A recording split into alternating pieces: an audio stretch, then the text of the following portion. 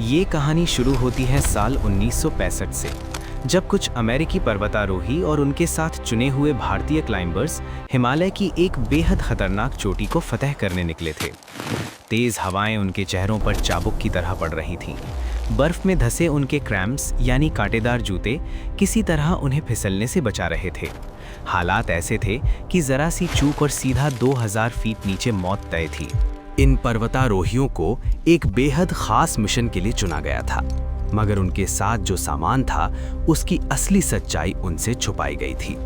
अगर उस उपकरण को कुछ भी हो जाता तो इसके परिणाम भारत के लिए विनाशकारी साबित हो सकते थे। टीम अपने अंतिम पड़ाव के बेहद करीब पहुंच ही चुकी थी कि अचानक आदेश आया, सारा सामान वहीं छोड़कर तुरंत वापस लौटो।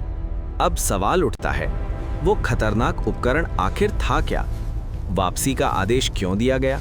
और वो कौन सी शर्त थी जिसे पंडित नेहरू ने रखा था, जिसने इस तरह के मिशनों को सालों तक रोक दिया? इन सब के जवाब हमें उस दौर की वैश्विक राजनीति में मिलते हैं। दरअसल उस समय चीन लगातार परमाणु परीक्षण कर रहा था, जिससे अमेरिका बुरी तरह चिंतित था। अमेरिका चीन की न्यूक्लियर गतिविधियों और सैन्य संचार पर नजर रखना चाहता था, लेकिन अमेरिका की जमीन से ऐसा करना नामुमकिन था। इसलिए उसकी नज़र भारत पर पड़ी। इस मिशन की खास बात ये थी कि इसमें भारत की तरफ से भी कुछ चुनिंदा लोग शामिल थे। कहा जाता है कि उस समय पूरी सरकार में गिने चुने लोगों को ही पता था कि असल में चल क्या रहा है। इन पर्वतारोहियों के पास अमेरिका की एक गुप्त लैब में बना स्नैप 19C नाम का पोर्टेबल न्यूक्लियर जनरेटर था। इसका वजन करीब 50 पाउंड था। यही उपकरण उत्तराखंड, तब उत्तर प्रदेश की सबसे ऊंची चोटी नंदा देवी पर लगाया जाना था, ताकि वहां से चीन की सैन्य गतिविधियों और परमाणु परीक्षणों के सिग्नल पकड़े जा सकें। लेकिन इससे पहले कि मिशन पूरा होता, कुदरत ने खेल बिगाड़ दिया। अंतिम चरण से ठीक पहले एक जबरदस्त बर्फीला तूफान आ गया। बादल नीचे उतर आए और नंदा देवी पूरी तरह सफेद धुंध में गुम हो गई। हालात इतने खराब हो गए कि आगे बढ़ना तो दूर, खड़े रहना भी मुश्किल हो गया। नीचे एडवांस बेस कैंप में बैठे मिशन के सबसे सीनियर भारतीय अधिकारी कैप्टन MS कोहली हालात पर नजर रखे हुए थे। जब उन्होंने स्थिति बिगड़ती देखी तो तुरंत वॉकी टॉकी पर संपर्क किया। कैंप 4, ये एडवांस बेस है, क्या आप सुन रहे हैं? कोई जवाब नहीं। फिर दोबारा आवाज आई, कैंप 4, क्या आप वहां हैं? कुछ देर बाद स्टैटिक के बीच एक धीमी सी आवाज सुनाई दी, हाँ, ये कैंप 4 है। उस पल कैप्टन कोहली के पास गलती की कोई गुंजाइश नहीं थी। अगर टीम ऊपर रुकती तो जान चली जाती, और अगर नीचे उतरती तो मिशन अधूरा रह जाता। तभी कैप्टन कोहली ने वो फैसला लिया जिसने इस कहानी की दिशा हमेशा के लिए बदल दी।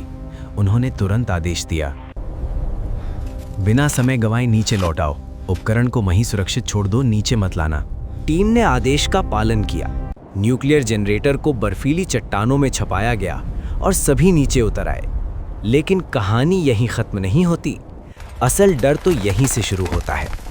जिस उपकरण को छोड़ा गया था उसमें मौजूद था प्लूटोनियम 239, वही तत्व जो नागासाकी पर गिराए गए परमाणु बम में इस्तेमाल हुआ था।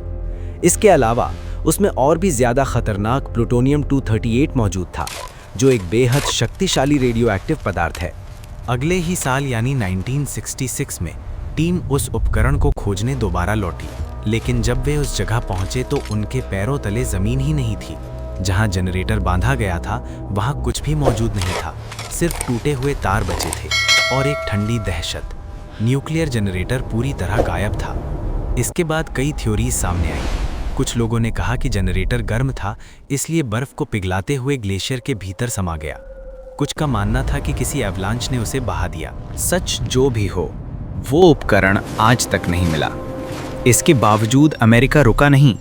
1967 में नंदा देवी पर फिर एक नया स्टेशन लगाया गया। लेकिन कुछ समय बाद जब पर्वतारोही लौटे तो उन्होंने देखा कि जनरेटर बर्फ को चीरते हुए नीचे एक गुफा में समा चुका था, मानो खुद को छुपा रहा हो। आखिरकार 1968 में वो स्टेशन भी बंद कर दिया गया।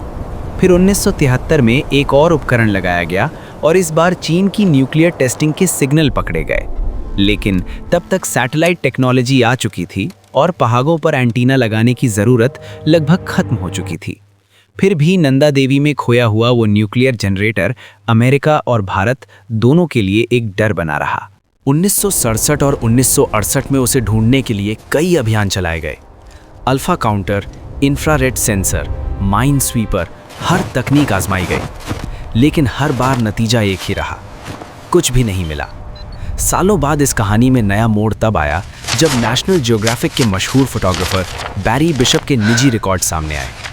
तब दुनिया को पता चला कि कैसे इस पूरे मिशन को एक वैज्ञानिक अभियान की तरह पेश किया गया था। यहीं से सवाल उठे, क्या ये सिर्फ जासूसी थी या एक ऐसा खतरनाक प्रयोग जिसके नतीजे आज भी हिमालय की बर्फ में दबे हैं? नंदा देवी में खोया हुआ वो न्यूक्लियर जनरेटर आज भी इतिहास के सबसे डरावने रहस्यों में से एक बना हुआ है। ऐसी और रहस्यमयी कहानियों के लिए राज 360 को सब्सक्राइब करें।